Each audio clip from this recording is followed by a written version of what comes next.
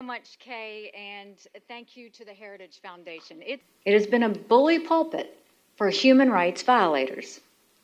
And the Human Rights Council has been not a place of conscience, but a place of politics. It has focused its attention unfairly and relentlessly on Israel. Meanwhile, it has ignored the misery inflicted by regimes in Venezuela, Cuba, Zimbabwe, and China. Much for the work that happens in these halls. Judged by how far it has fallen short of its promise, the Human Rights Council is the United Nations' greatest failure. It has taken the idea of human dignity, the idea that's at the center of our national creed, and the birthright of every human being, and it has reduced it to just another instrument of international politics. And that is a great tragedy. I've spent my entire public life that authoritarian regimes are happy with the status quo. Many seek membership to protect their own and their allies' human rights records from scrutiny.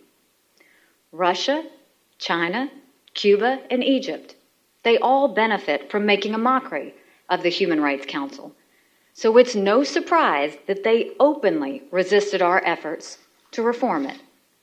Using the power of my voice to push for action. On June 19th, Secretary Pompeo and I made an announcement that the United States was withdrawing from the Human Rights Council.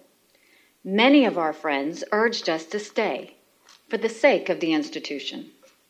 The United States, they said, provided the last shred of credibility the Council had.